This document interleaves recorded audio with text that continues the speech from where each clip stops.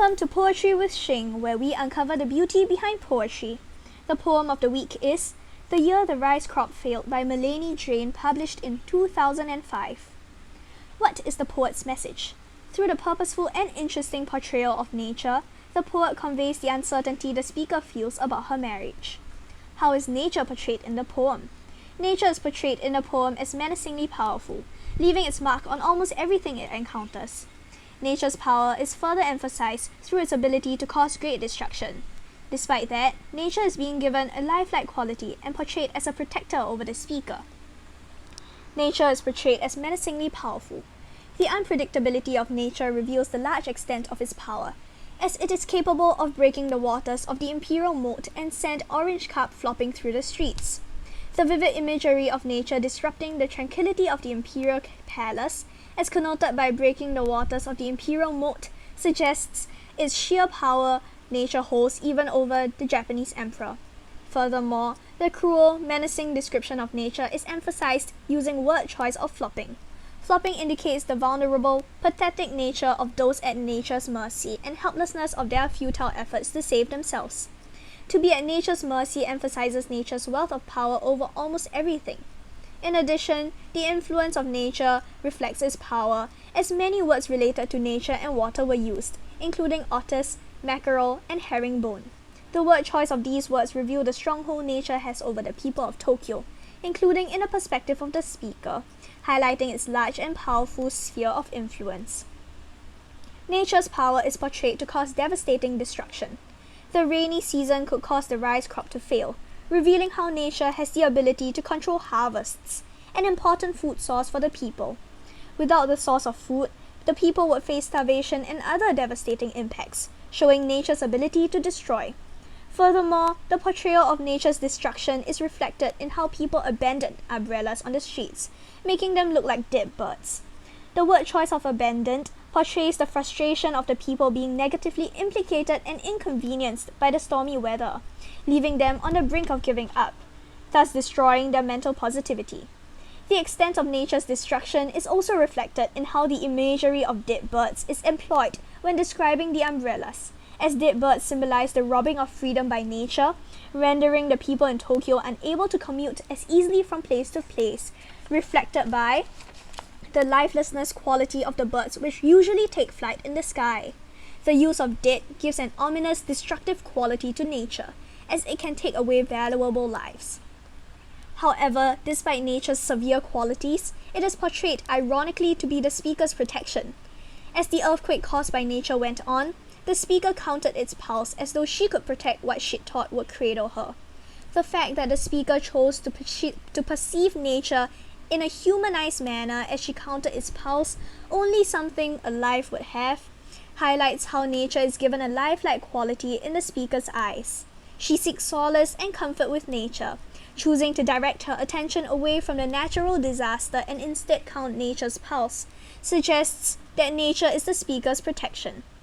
Irony is employed in how the speaker rushed to protect what she thought was her protector, as indicated from how she thought she could protect what she thought would cradle her. The word choice of cradle suggests protection, and hints at the idea of how the speaker chooses to humanize the destructive elements of nature and protect nature from its worst and most harmful sides. In conclusion, nature is portrayed to be menacingly powerful and able to cause great destruction. While it has monstrous qualities, the speaker perceives nature to be a protector and humanizes even the ugliest qualities of nature. This is reflective of how many a times in life people choose to see the beauty of things, especially of things they love, blindly ignoring the ugly and terrible side of things. In this poem, nature is perhaps also representative of the speaker's husband, as the speaker is uncertain about her marriage and chooses to see only the good sides of her husband. Now moving on to the second key question. How does this poet convey the uncertainty the speaker feels about her marriage? The poet conveys the uncertainty of the speaker about her marriage through her strong and nagging feelings of suspicion towards her husband, the foreshadowing and anticipation on the speaker's part of something bad to happen, and feelings of doubt of her marriage on the speaker's part. Strong and nagging feelings of suspicion on the speaker's part is conveyed through the sustained use of imagery of fish and water throughout the poem. The imagery of orange cup flopping hints at the helplessness and pathetic quality of the speaker's marriage, emphasized through word choice of flopping, connoting a barely alive state of the fish. Furthermore, the imagery of fish sliding down in a waterfall connotes the uncontrollability of the direction where the marriage is taking, suggesting the speaker's lack of agency in the marriage and thus her feelings of loss in the marriage.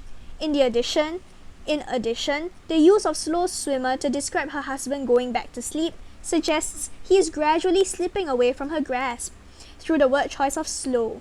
All these imagery of the unpredictable nature of her marriage culminates to her suspicion of her husband in her marriage.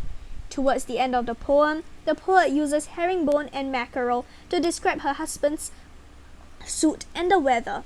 The use of imagery of fish in describing her husband links back to the idea of fishiness and hence connotes suspicion of the speaker towards her husband, leading her to cast doubts over her marriage.